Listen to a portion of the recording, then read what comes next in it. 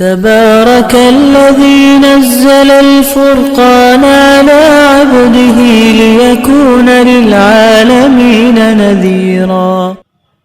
السلام علیکم ورحمۃ اللہ وبرکاتہ. محترم سامعین اعظام، آپ حضرات کی خدمت میں جیسا کہ پچھلی بار قربانی کے چند مسائل ذکر کیے گئے تھے اور یہ بات کہی گئی تھی کہ آئندہ مجلس میں قربانی کے عمومی مسائل بغیر کسی سوال کے بالترتیب ذکر کی جائیں گی. چنانچہ چند ایسے مسائل ہیں جس کا ہمارے ذہنوں میں رہنا بالکل بے حد ضروری ہے. ان میں سے بالترتیب میں آپ کے سامنے ذکر کروں گا. نمبر 1، خصی جانور کی قربانی کرنا جائز بلکہ افضل ہے. آپ بخوبی جانتے ہیں خصی جانور کس کو کہتے ہیں. نمبر 2، اگر کوئی آدمی حقیقے کی نیت سے قربانی کے جانور میں اپنا حصہ رکھ لے تو یہ جائز ہے. نمبر 3، ایسا لنگڑا جانور جو چلتے وقت پاؤں زمین پر بالکل نہ رکھ سکتا ہو اس کی قربانی جائز نہیں، البتہ اگر وہ چلنے میں اس پاؤں سے کچھ سہارا لیتا ہو تو اس کی قربانی جائز ہے. نمبر 4، اگر جانور کے اکثر دانت ٹوٹے ہوں کہ چارہ بھی نہ کھا سکتا ہو تو اس کی قربانی جائز نہیں. ہاں اگر چارہ کھا سکتا ہو تو قربانی جائز ہے. نمبر 5، جس جانور کے پیدائشی طور پر 1 یا 2 کان نہ ہوں یا کان کا تیسرا یا اس سے زیادہ حصہ کٹا ہوا ہو تو اس کی قربانی جائز نہیں. ہاں اگر تیسرے حصے سے کم حصہ کٹا ہوا ہو تو اس کی قربانی جائز ہے.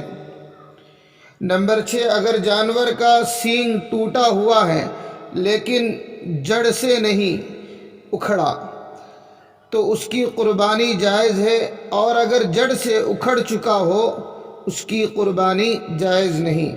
نمبر 7، جانور کی دم اگر تہائی سے کم کٹی ہوئی ہو تو قربانی جائز ہے، اگر تہائی حصہ یا اس سے زائد کٹی ہوئی ہو تو قربانی جائز نہیں. گائے یا بھینس وغیرہ کا 1 تھن خراب اور باقی 3 ٹھیک ہوں تو قربانی جائز ہے، اور اگر 2 تھن خراب ہوں تو قربانی جائز نہیں. اسی طرح بکری وغیرہ کا 1 تھن خراب ہو تو قربانی جائز نہیں. نمبر 9، جانور اگر اندھا یا کانا ہو یا 1 آنکھ کی تہائی یا اس سے زائد روشنی نہ ہو تو اس کی قربانی جائز نہیں. ہاں اگر روشنی تہائی سے کم جاتی رہے تو قربانی جائز ہے.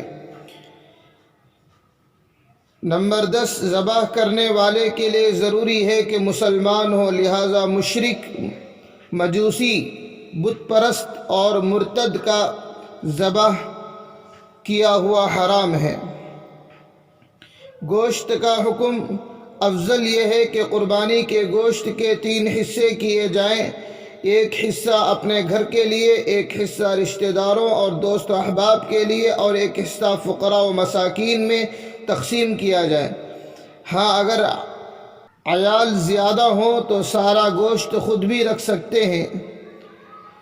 اگر قربانی کے جانور میں کئی حضرات شریک ہوں تو گوشت وزن کر کے تقسیم کیا جائے، اندازے سے تقسیم کرنا جائز نہیں. قربانی کا گوشت فروخت کرنا یا اجرت میں دینا جائز نہیں.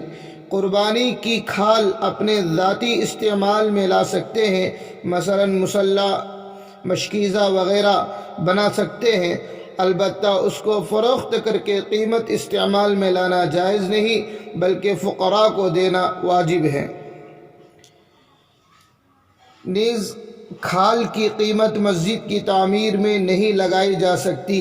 اسی طرح کسی فلاحی ادارے میں بھی اس کا خرچ کرنا درست نہیں، کیونکہ اس میں ضروری ہے کہ اس کا فقراء و مساکین کو مالک بنا دیا جائے۔ لہٰذا بہتر یہ ہے کہ قربانی کی کھال کسی دینی مدرسہ اور جامعہ کے طلباء کو دی جائے، کیونکہ اس میں ان کی امداد کرنے کا ثواب بھی ہے اور علم دین کے احیاء کا سبب بھی ہے۔